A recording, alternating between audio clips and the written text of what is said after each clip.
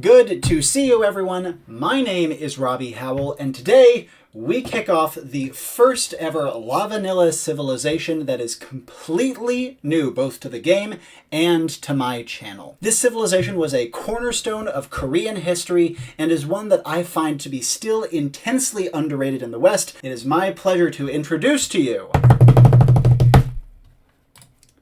the SILLANS, which I have classified as an archer and infantry civilization. For all those who are new to my channel and to the format, let's do a brief overview of my approach to Age of Empires 2 theory crafting. Welcome to Robbie Lava! I focus on historical authenticity, trying to work within the bounds of the game to go for a more authentic historical feel than what civilizations on average tend to have now.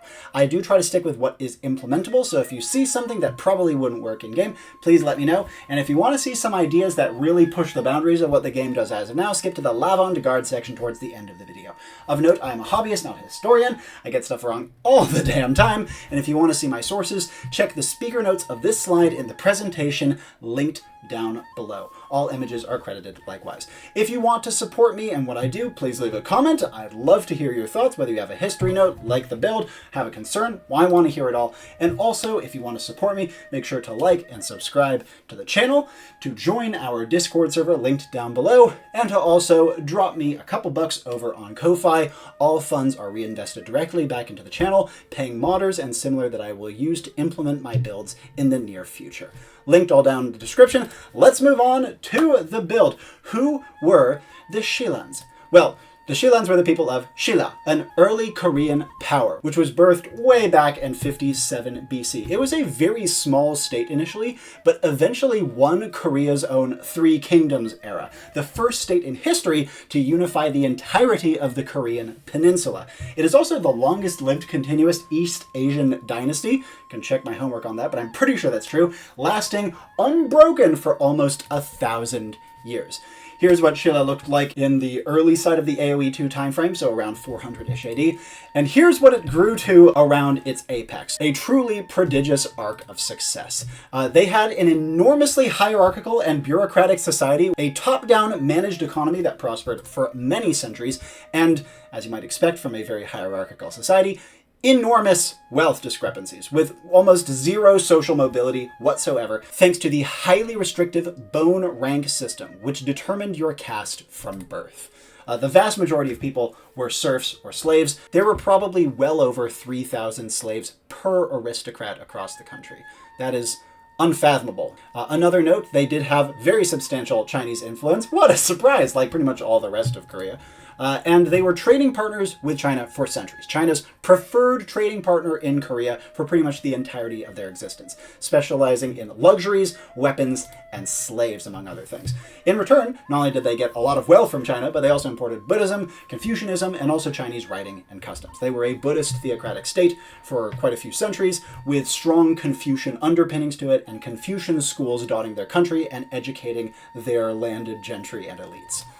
Now, that we have an idea of what Silla was, let's take a look at SILLAN history. Beginning, of course, back in 57 BC, they were, like I mentioned, a very small, weak state. But by the time they are relevant to the game, in about 400 AD, where I call the AoE2 timeframe as starting, they were still pretty weak and surrounded by enemies. Though they were relatively protected by the local mountain ranges that kind of hemmed in their territory, and they were blessed with abundant natural resources. So though they were small, they quickly made a footprint as being quite wealthy and well defended against their very powerful rivals.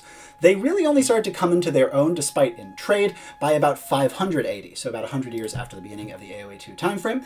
They allied first with their ally Goguryeo in the north against their southern rival Baekje in about 400 AD, but then about 50 years later, they reversed that and allied with Baekje against Goguryeo. This partnership lasted for over a century until Silla stabbed Baekje in the back and took a whole bunch of their land in the process. In 562, they absorbed the small confederacy of Gaya, at last making Silla a major player in Korea and kicking off the Korean Three Kingdoms period. Goguryeo, heavily influenced by their Tungusic neighbors in the north, large and powerful, the de facto dominant player in the peninsula. Baekje, Baekje allied with Japan and in control of much of the seas in the south, and then Silla with a tenuous partnership to China, mostly predicated on trade. They eventually would ally with Tang China against both Goguryeo and Baekje in confederacy with each other in the 600s, kicking off a massive two-sided war across the entirety of the peninsula.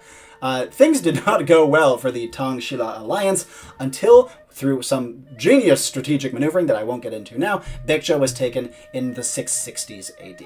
Pyongyang, the capital of Goguryeo, fell in 668, and China went on to claim almost all of Korea because, surprise, surprise, they had been using Silla as a puppet and mostly just wanted like a Korean foothold to lay claim to the peninsula themselves. However, Silla then pounced immediately and kicked out the Chinese with aplomb. Reason being is the Tang were busy dealing with Tibet at the time. If you want to see my build for Tibetans, go take a look up here. And they didn't expect their seemingly docile Shillan puppets to rebel so effectively. And this meant that for the first time in history, in 676 AD, after kicking out Tang China, the Korean peninsula was unified under Silla. And unfortunately for them, Silla quickly capitalized on this. They smoothed things over with China real quick, don't worry guys, even though we rebelled, we still want to trade, and they entered a golden age.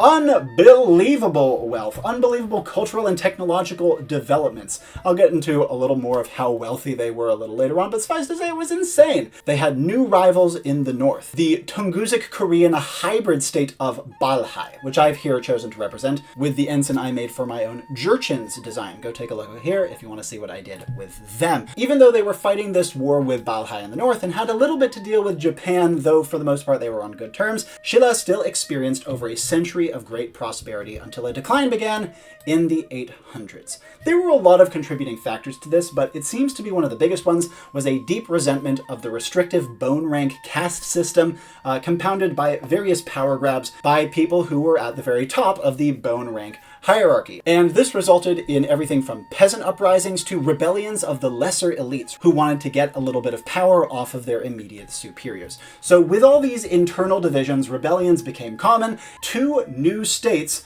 popped up within Silla. First, later Baekje in 892, and second, later Goguryeo in 901. Neither of these states were like literally the continuations of those two earlier ones, but they faced little opposition from the internally divided and weakened Silla, drawing many to their cause. In fact, only 34 years after later Goguryeo was founded in 935, later Silla would surrender to the new state of Goryeo, and the Korean peninsula would have a new hegemon. If you want to see what happened after that, go take a look at my Koreans build linked up there. Now, where are they now? Are there any vestiges of Silla still to be found in the world today? Well, I would argue not really. They have been assimilated into broader Korean culture in a big way, and mostly can be seen as a prominent and often very romanticized element of its historical lineage, like in historical fiction and pop culture. An integral part of Korean history, but nowadays more a part of its semi-mythologized past. Now, let's move on to the flavor, the lovely aesthetic details that make Age of Empires civilization something special. Their language would be Old Korean, though I should note this is probably very hard to research. Their ensign would feature the Rose of Sharon, or Mugonghwa. This flower was emblematic of Silla, so much so that the Chinese even referred to Silla as the land of the Rose of Sharon, or Mugonghwa. The colors I chose are the colors of the Shillan military banner, encompassing all of the elements of Silla that I was trying to represent in this build. Their architecture would be East Asian, though I am still really considering doing a proper, Korean architecture set. And their wonder would be the current one in game right now, Hwangyongsa. This legendary pagoda was destroyed, I think, in the 1200s AD during a Mongol invasion of Korea, and is appropriate enough to the civilization that I see no reason to change it. Their castle, I propose, would be some piece of the Donggung Palace. I found this model of it online, and I think, though obviously you wouldn't use this image directly, you could take pieces of it and put together something that I think would look reasonably cohesive. Hopefully this gives us something to work with for now. Moving on to the proposed campaign. I think there's a pretty obvious choice. You might know her if you know Korean culture at all. It would be Queen Seondeok. She was a famous queen of Silla. Silla was known for having 3 queens over the entirety of its lifespan. And in a Seondeok campaign, you would be fighting the Goguryons, which don't exist yet, but I would love to do a build on someday, the Baekjins, which are in the same category, the Chinese, and the Japanese together, though you would primarily be contending with the former two. Seongdeok was known for deepening ties with China, fighting Baekje alongside her right-hand man, General Kim Yu-shin, and also put down a major rebellion that cropped up in opposition to her ruling as a female monarch. She would succeed in thwarting this rebellion and lay the groundwork for 2 other Shilin queens down the line, and is generally remembered very, very favorably overall by historical sources and modern interpretations. Some other contenders for the campaign, though, if Seongdeok did not feel appropriate to anyone, would be Jin Pyong, which was Seongdeok's father. She was mostly just kind of continuing the legacy that he laid down, fighting Baekje, deepening ties with China, etc. Another one would be Mu Yol. He was the king who eventually brought down Baekje alongside the Chinese and took huge steps towards the unification of the peninsula. He was also interesting because he was not of an appropriate bone rank for his status as king. And lastly, Zhang Bogo, a later Shilin admiral who fought a bunch of pirates, deepened ties with China, secured the seas very effectively for Shilla, and was later worshipped posthumously as a god of death, which I found super cool. If that's true, that's amazing. If you'd like to see some AI player names, take a look on screen right now.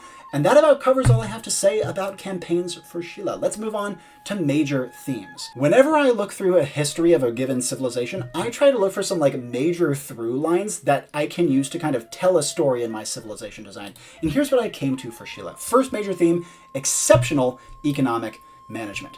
They had a booming manufacturing industry, one of the most successful and thorough that I have ever seen in my studies of medieval history, plus a very good amount of agricultural output.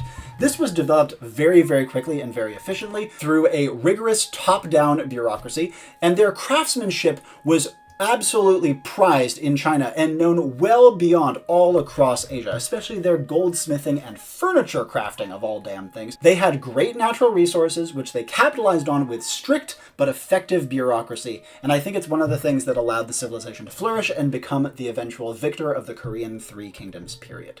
So, because of this major theme, one of my first and foremost goals for Shilla was a powerful and varied economy.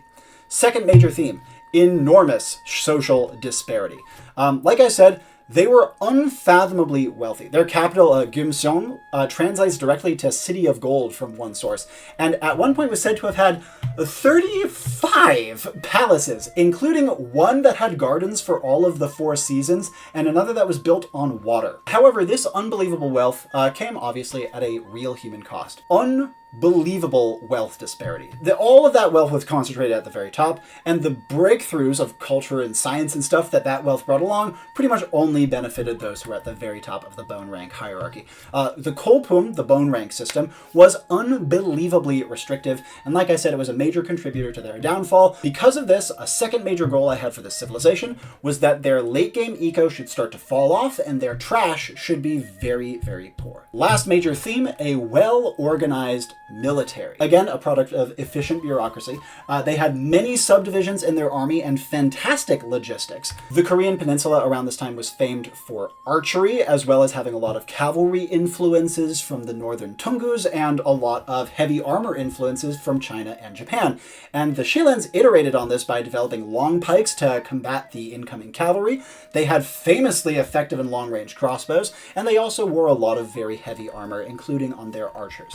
And so because of all this, my goal for the Shillan military was to have a great variety of power units, emphasizing range and endurance. And with those themes covered, we come to the end of our history section. If that's all you were here for, thank you so much for watching. Please make sure to like and subscribe before you go. But for all those of you who, like me, love Age of Empires and want to see what I've done with the Shillans, let's talk about civ design.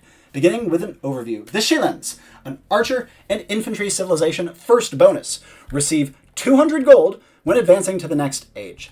I think that the reasoning for this bonus is pretty obvious. There was incredible wealth, but again, it became unsustainable by the tail end of their lifespan. After you hit Imperial, you're not going to benefit from it anymore. Second bonus, archer armor upgrades are free. One source that I found indicated that every single fort and every single gate at major cities had 100 armored crossbowmen ready for action. To me, that sounds like they had a lot of very well armored archers. And I should note that the Shillan emphasis on crossbows was quite unusual for this period of history. Now, next bonus, mills, lumber camps, and mining camps are built 100% faster, twice as fast. My reasoning for this was their extensive and rapid development of land and industry. When they started coming into their own at the kind of earlier side of the AoE2 timeframe in like the 500s AD, they began to expand their industry at unbelievable rates, and because of this, you should be able to similarly develop your resource production at remarkable pace even in Dark Age. Last main civilization bonus, you can garrison lumber camps with villagers to produce wood.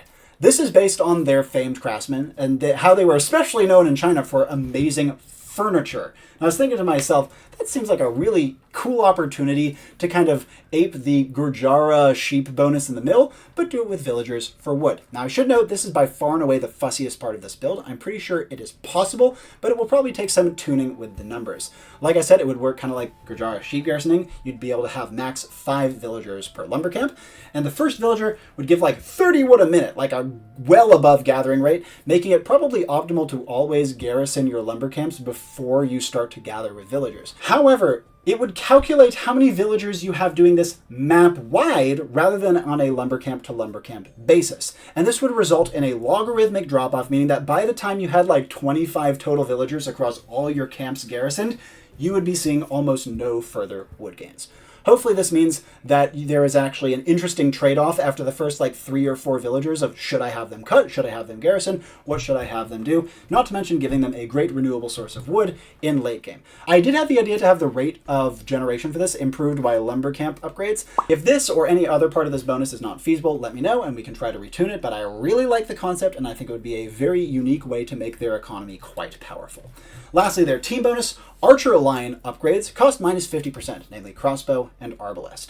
Like I said, their crossbows were very famous. They were heavily exported and adopted in China and beyond. And because of that, exporting crossbows, that sounds like improving archer line upgrades. It might sound kind of weak because this only benefits 2 upgrades in the game, but man, are those upgrades very consequential and help define their more archer-focused playstyle in a pretty unique way among other archer civilizations. Next, let's talk about their unique units. Their first unique unit is the Huarang. The Huarang, or Flower Knights, or Flower Boys as they were sometimes called, were very high-ranking aristocratic young men who were brought together in kind of a religious military fraternity, taught the ways of war, and turned into kind of like an elite military unit. My iteration of the Huarang works as follows. A cavalry archer trained at the castle for 40 food and a whopping 100 gold. After the Huarang dies, however, it gets back up to fight as a tanky infantry unit. So like a conic, but you start as a cavalry archer. Their stats when mounted are similar to a cavalry archer, but overall they are actually more similar to a Mangyudai.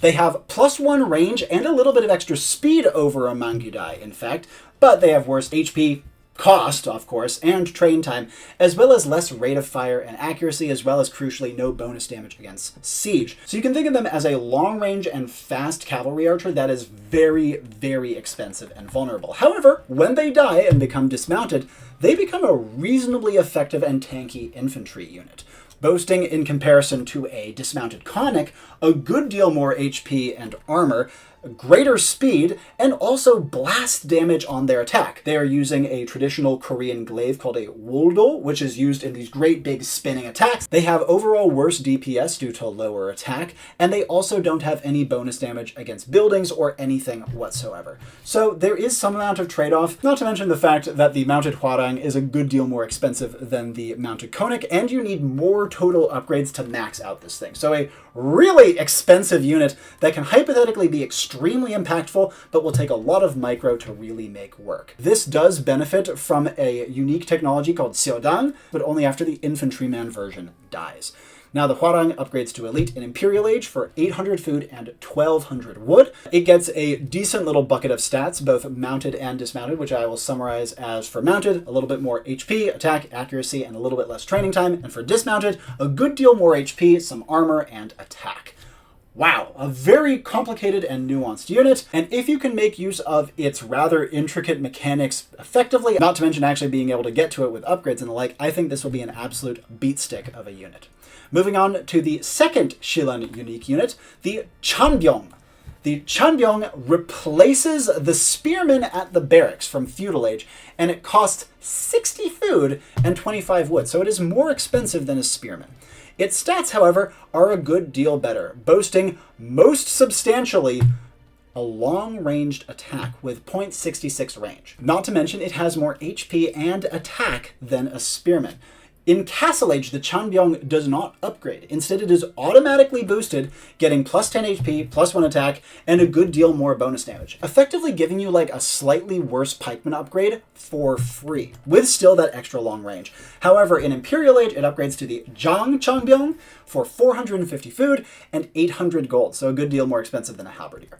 The Zhang Chanbyong, as you might imagine, is a good deal better in all sorts of ways, boasting more HP, a good deal more armor, plus 1 attack, and a bunch more bonus damage. If you compare a Zhang Chanbyong to an elite Kamyuk without upgrades, the Zhang Chanbyong has plus 1 pierce armor, no gold cost, and is trained from the barracks with overall slightly better bonus damage than a Kamyuk. The Kamyuk, on the other hand, has better HP, attack, rate of fire, and range. So overall, the Kamyuk is still going to be a substantially more dangerous unit, but of course the Zhang Chanbyong is a trash unit, vastly more spammable and slightly better versus archers. Additionally, if you compare the Zhang Chanbyong to an halberdier without any upgrades, the Zhang Chanbyong has better HP, armor, attack, and of course range, but the halberdier has much better bonus damage and also is cheaper to upgrade, not to mention being cheaper to produce. So in summary, a very nuanced unit, of course representing SILLANS' use of long spears, and I think will be a really cool power unit to complement their awesome archers and the devastating power of the Hwarang. Moving on to unique technologies. Their Castle Age technology is called Cheon Bono. This gives archer line plus 1 range and plus 2 attack versus cavalry archers. It costs 500 wood and 300 gold.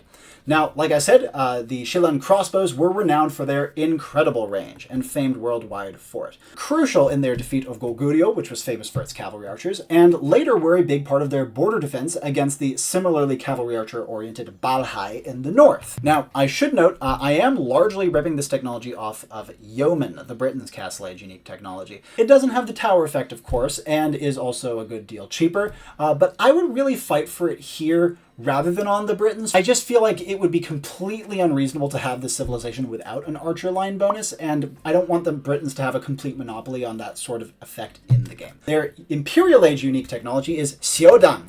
This makes killed infantry return 75% of their food cost. It costs 400 food and 800 wood, and is referencing the Oath Banner system, which was like a military management system, especially after unification. It was a very bureaucratic approach to army logistics. But this technology also references the consumption soldiers, which were men who had various wasting illnesses like tuberculosis and enlisted for a quicker and honorable death. Hence why I went for an on-death effect that gave you a little bit of an economic boost. I think it's a really cool piece of history that I absolutely wanted to reference, and this will again synergize very well with their expensive long pike trash unit. Not to mention, like I said, it benefits the Hwarang when the dismounted infantry version dies. So a cornerstone technology that will really help sustain your army into late game even as other cracks start to form. From here, let's move on to some tech tree grades. We'll go through this rather quickly. Strap on your seatbelts. Infantry, it's an A-. No champion, no supplies, but they have the unique Chanbyong, they have Xiaodang, and obviously the Hwarang is kind of an infantryman. A reasonably good infantry tech tree. You'll even want to use those two-handed swordsmen in late game in many instances because you get such a huge discount when they die. Archers, it is an A. They have their cheaper crossbow and arbalist upgrades. They have free archer armor upgrades. The Hwarang is an archer, of course, but they miss hand cannoneer and they miss elite skirm. Ouch. That's going to be a big knock to their late game trash wars, much like the Turks. Cheon Bono is also a huge perk for their archers, and they even have a lot of wood and gold oriented bonuses. So even while they do miss the elite skirmisher, holding them back from an A+, I think they will have some of the best archers in the game and will be a serious threat to other civilizations, including my previously made Korean rework. Cavalry, it is a B-. No light cav. That's going to be one of the biggest hits to their late game trash wars, and they also miss Paladin. They have Step Lancer, but not Elite, and other than that, though, they have perfect cavalry technologies. So their Cavalier are still going to be reasonably viable. They can do Night Play in Castle Age, they can even Scout Rush just fine, and do some Step Lancer annoyingness in Castle if you're feeling cheeky. So honestly, Cavalry is far from unusable, but it's nothing special. B-. Siege, it's a B. They get siege engineers, they get wood and gold bonuses, which is nothing to sneeze at, but they miss bombard cannon, siege onager, and siege ram. Blah, it's a B. Defenses, it's also a B.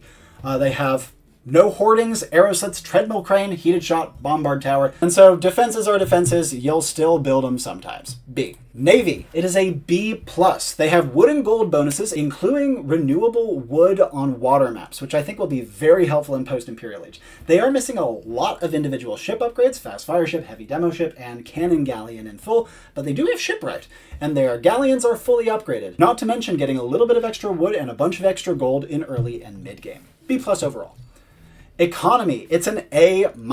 Your camps are built faster, you get extra gold on age up, and you get bonuses or savings of some kind for all 3 resources. Food from Xiaodang, wood from their lumber camp garrisoning, and gold from age up. They're missing guilds and 2-man saw, but otherwise it is perfect, and their economy fires on all cylinders pretty much right up until post-Imperial Age, and even at that point, you're still getting stuff from Xiaodang and the lumber camp garrisoning. A-. Might even be deserving of an A. Monks, it's a B-. You get extra gold on age up, which definitely helps monk play, but no redemption, no heresy. Redemption missing by itself is kind of reason for them to be B-. I guess you can use the monks anyways, especially on maps like Arena. Having that extra gold will help out. Now from here, let's talk a little bit about their game plan, now that we've seen what their tech tree looks like. Their early game, I will give an A. They have a great early eco with free gold from age up and also a little bit of extra wood from your lumber camp garrisoning. This gives them a great archer rush, especially with free armor, though again, their scouts and man-at-arms are both perfectly serviceable. From here, however, let's talk about their mid-game. It's a B. They still have great archer timings, and they have some good alternatives, like knights are great, step lancers, they're good. You could even try Huarong in Castle Age, though I think it would be riskier. But, like I said, cracks start to form. No elite scrims will start to hurt in Castle and Early Imperial, nor light cav will also really hurt them on maps like Arena as well in more late game scenarios that we'll get to later. The Changbyong, like I said, are not a strict upgrade over spears or pikes thanks to their cost, and in the mid game before you can get Xiaodang, I think that's when the Changbyong is going to be kind of at its worst, though still a very powerful unit when you can mass it up and get people in range of its big stabby stick. So overall, mid game, B. Their late game, I would give a B-. Their eco benefits start to taper. They have the renewable wood, but other than that, they don't really have anything going for them besides, again, kind of Xiaodang. Their trash wars are rough. You have Xiaodang on your infantry, which is awesome, but that's all you have. You stuck with scouts, you stuck with skirmishers, your siege isn't fantastic, though it's serviceable with onagers, with siege engineers. You have to really rely on your infantry backbone and hope that you can get enough of an edge with some of your more elite power units, like your fully upgraded cavaliers, your awesome archers, and your Huarong. However, this is a very, very gold-intensive comp, and is also tough to get to because of all of the upgrades that you'll need to sink at the blacksmith. So overall, a B- late game. You have some strengths, but you have plenty of weaknesses.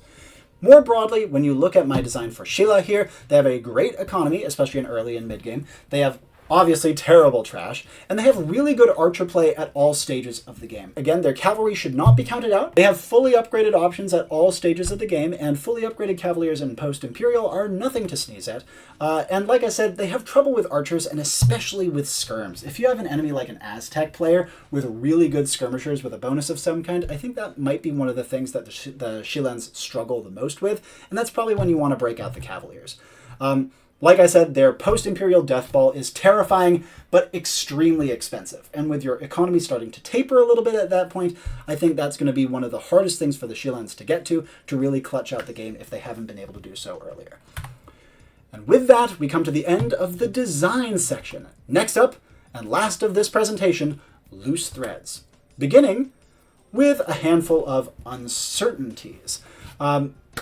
There's a few questions that I still couldn't quite answer when I was going through the end of this build.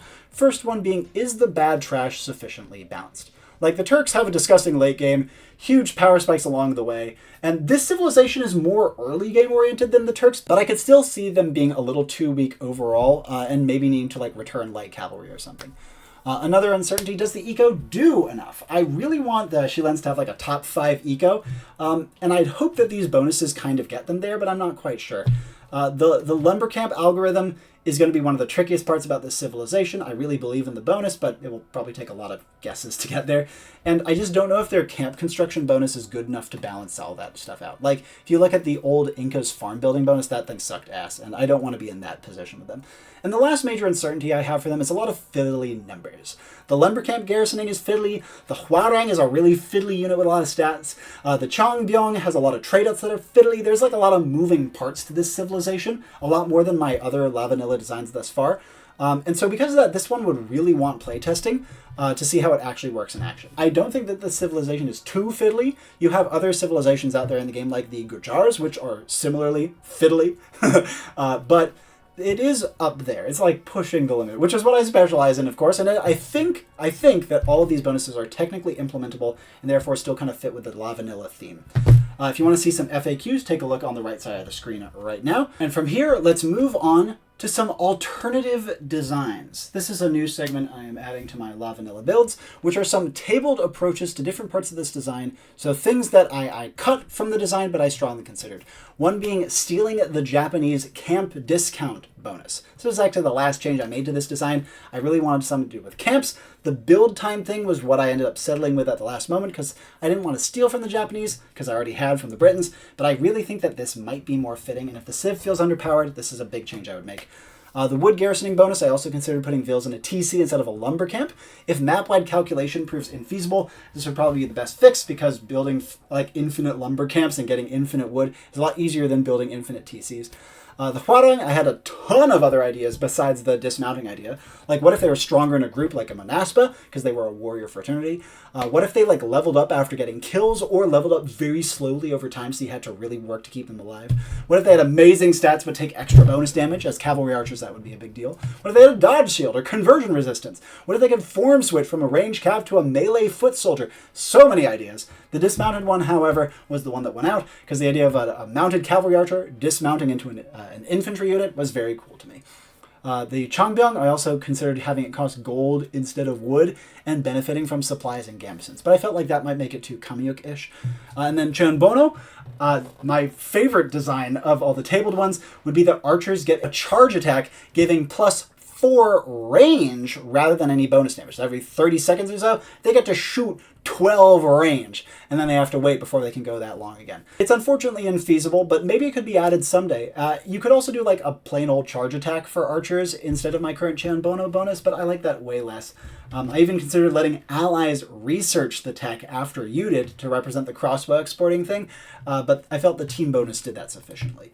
I'd also like to introduce a new concept called bounties, which is mechanics that I'm looking for a way to implement that aren't yet feasible, but if these are ever added, or you guys see a way to make them work in the Genie editor, please let me know. For this build, the one bounty I'm posting is a charge attack giving bonus range rather than bonus damage, so the Cheonbono idea I proposed. Now from here, let's finish off strong with the LAVAnte-Garde section. Impossible, improbable, and often idiotic, but innovative ideas that I would love to add to this build, but won't for now. For example, what if the Cheonbono was actually a unique unit, a long-range crossbowman called a Cheonbonosu, maybe available to allies as well. Also, those consumption units that I was describing in Seodang, those were called Somobyong, and I thought it would be like an elite suicide infantry of some kind, which would be super cool. A whole bunch of other options, but the ones I want to highlight are a bone rank system technology, Kolpum, that maybe let villagers spawn in different castes, each of which has different specialties, and replaces Loom in Feudal Age, so you don't have Loom. That was something I really thought about adding on this build. Besides that, some regional ideas like an Eastern Cataphract. I keep thinking about adding this thing to the game, but I haven't found a great place to put it in yet, or a great niche for it. Another one of a regional Korean composite bowman archer called the Gongsu. This would really want to have like a true divide between the archer and crossbowman lines before it could be implemented. Go take a look up here to see how I proposed that in a LAVAnte-Garde build way back in the day. Especially given that Sheila has a big emphasis on crossbows, I didn't feel like it would be appropriate for this build. Plus, maybe an ornamental garden, a regional, like, delicate East Asian building with like a long-term payoff if you can keep the thing alive. Beyond that, I had some other ideas for potential mechanics, like Castle Age economy technologies all being free, but none of these quite felt as appropriate as the ones I ended up going with, hence why I didn't use them. And with that, we come to the end of this SILLANS build. Thank you all so much for watching. Before we sign off, let's take a look at the Likeliometer. In my opinion, how likely is it that the SILLANS, maybe looking a little something like this build here, could be added to the game at some point in the future? And on the Likeliometer for the SILLANS, we have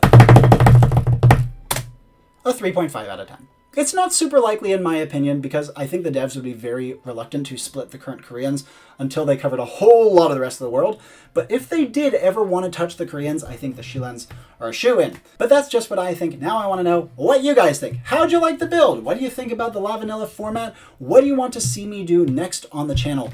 And if you're wondering to yourself, Robbie, is this all the Korea? I'm getting sick of Korea. Don't worry, I'm doing all the Korean stuff with a plan in mind. And you'll see in a week or two why I've been doing so many in a row. But until then, my name is Robbie Howell, and ciao for now.